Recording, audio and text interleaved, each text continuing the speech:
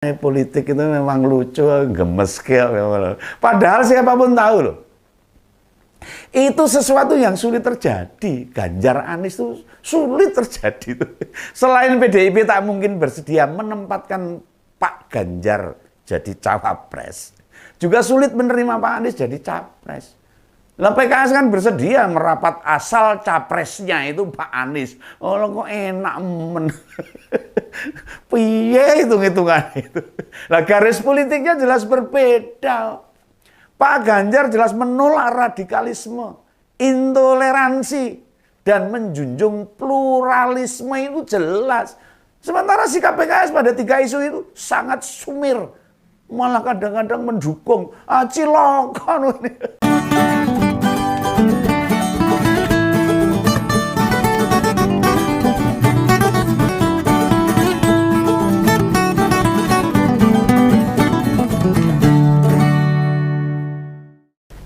Halo, ketemu lagi dengan Om Benggawan. Tetap di Ngompol, ngopini politik, kembali ngopi. Masih ingat toh, Pak Sandiaga Uno menyeberang jembatan kecil. Cerita yang dulu, waktu dia jadi calon wakil gubernur. Nah, sembari nahan keseimbangan, tiba-tiba dia bergaya jurus bango gini. Lucu memang, kayak di film-film cerita silat itu loh. Jurus itu hampir mirip jurus dewa mabuknya Jet Li. Dalam berbagai film Mandari tahun 80-an lah itu loh. Nah, sekarang ini jurus itu digunakan Pak Sandiaga Uno menghadapi Pilpres tahun 2024. Mengapa kita bisa menarik kesimpulan itu? Nah, ini mari kita kupas, kita bahas sekarang ini. P3 sudah bertemu dengan PDIP. Lalu bersepakat akan mengusung Pak Ganjar Pranowo sebagai capres. Nih, survei terakhir, bacawa pres dengan elektabilitas tinggi kedua ya Pak Sandiaga Uno ini. Kalau dipasangkan dengan Pak Ganjar, ya mestinya dia istiqomah agar tetap bertahan. Nah siapa tahu, sekali lagi loh, sapa ngerti mengko Bu Mega kersa nggathrukke Pak Ganjar dengan Pak Sandiaga Uno ya Benggawan ya ikut-ikut aja lah. Nah penting kerja sebagai Menteri Pariwisata dan Ekonomi Kreatif yang tekun saja, yang baik, jangan sampai kejeglong-jeglong seperti menteri-menteri yang lain. Makin baik hasilnya, nama Pak Sandiaga bakal makin moncer. Dan peluang jadi cawapresnya Pak Ganjar otomatis terbuka lebar gitu loh. Nah, beberapa hari lalu ada wacana ini menggandengkan Pak Ganjar dengan Pak Anies. Ini Om Benggawan denger ini ya, ya enggak ngenyeh tapi ya apa ya mungkin gitu. Tapi ya bisa saja, politik itu memang empuk-empuk sedep kok. Yang kalau secara subjektif, kayaknya kemungkinan itu kecil secara subjektif loh. Tapi di mata Pak Sandi, merger koalisi perubahan dengan PDIP sangat realistis bisa diberlakukan. Ya sepertinya Pak Sandi tidak happy dengan opsi Ganjar Anies. Ya mungkin sama dengan Om Benggawan ini.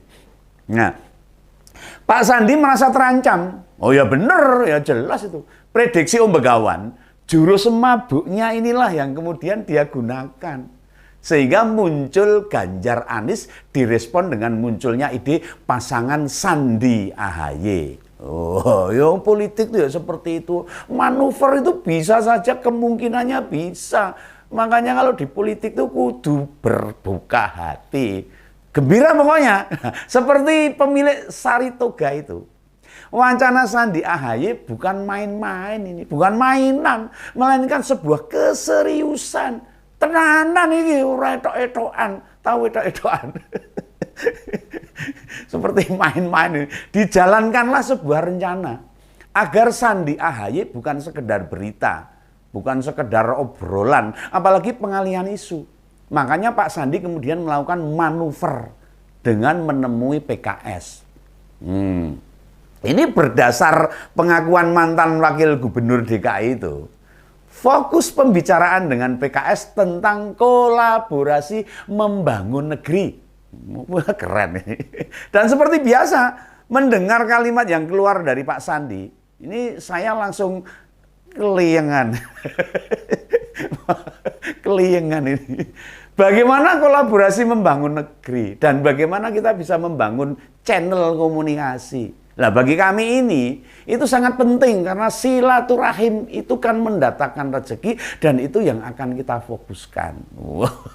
Ini kata Pak Sandi Akar, malah piye bulet, bulet kan itu bahasanya itu muter-muter itu loh, mencampurkan kepentingan politik. Nah, kalimat yang disusun sok intelek, lalu dibumbu-bumbui dengan istilah agama. Ini kan campur aduk ini. Jelas beda jauh sama Capres Koalisi Perubahan.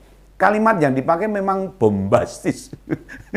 Mengandung semilirnya angin, sepoi-sepoi. Sehingga kita yang mendengarkan seperti terbuai. Nah, kalau tidak mencermati, wah, genah terlena ini. Oh, Pak Begawannya pertama-tama mau terlena kayak lagunya artis saja itu. Namun sejatinya nggak jelas itu. Ya, maksud Pak Sandi dalam istilah komunikasi hanya berapologi, pembenaran saja itu loh. Ini maksud Pak Sandi. Lah P3 yang sudah pasti mendukung Pak Ganjar, mengapa membuka komunikasi dengan PKS? Bukan itu namanya tidak menghormati kerjasama yang sudah dibangun bersama PDIP. Lah apa maksudnya bertemu PKS? Soal apakah akan ada perikatan dengan PKS, Pak Sandi menyerahkan pada PLT Ketua Umum P3. Kata Pak Sandi ini, itu kewenangan Ketua Umum.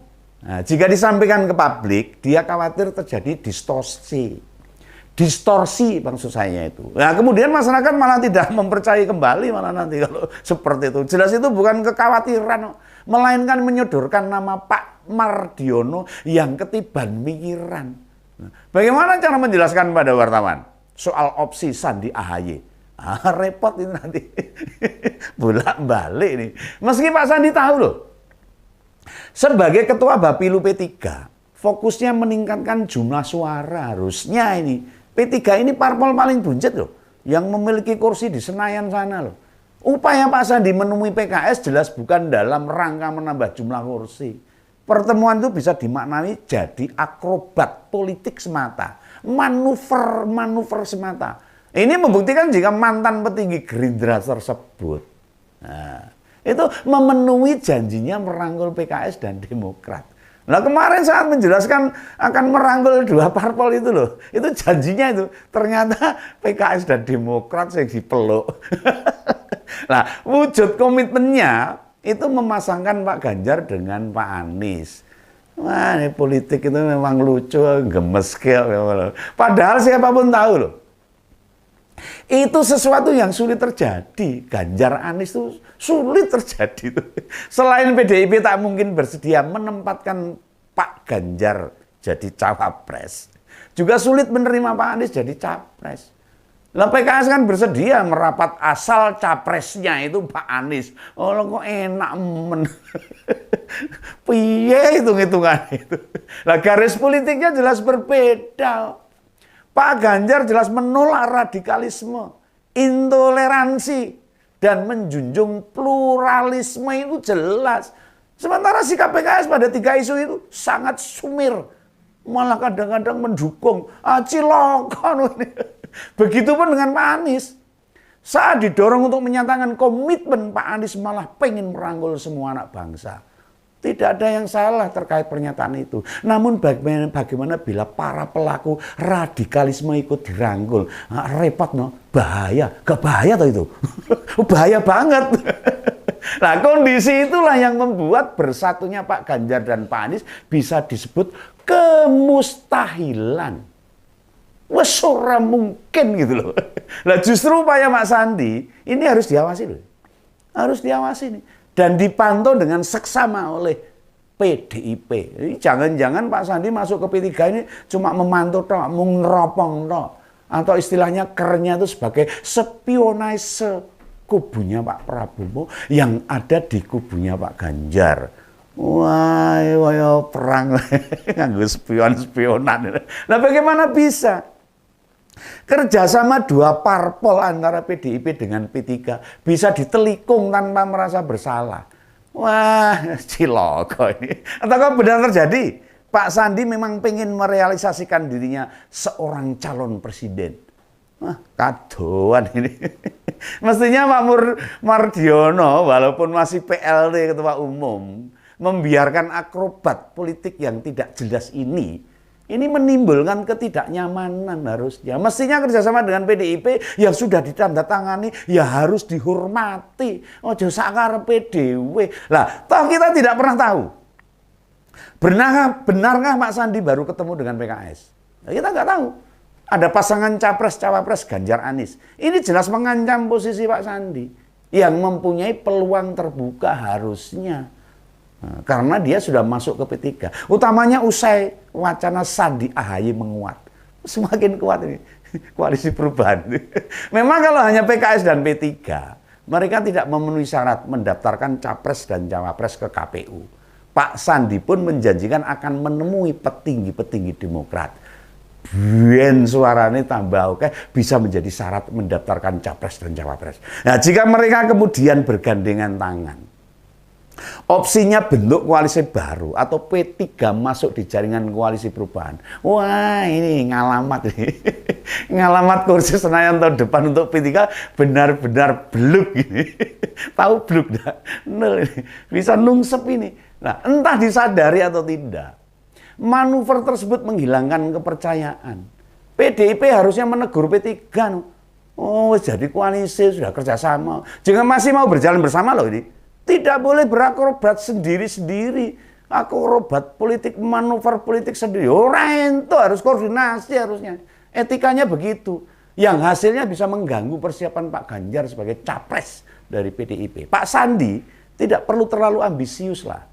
Mestinya cek faktanya, layakkah Pak Sandi jadi capres atau cawapres? Nah, jika jurus mabuk ini berhasil, wah, bangun tong-tong gitu. Maka peta politik yang sekarang terlihat mengerucut bisa buyar lagi. Nah, kemungkinan itu selalu terbuka loh.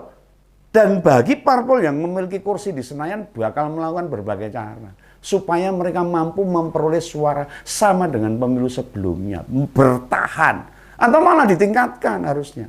Kalau benar-benar PKS dan Demokrat menarik diri dari koalisi perubahan, Anies bakal batal didaftarkan ikut kontestasi Pilpres. Nasdem bisa bengok-bengok.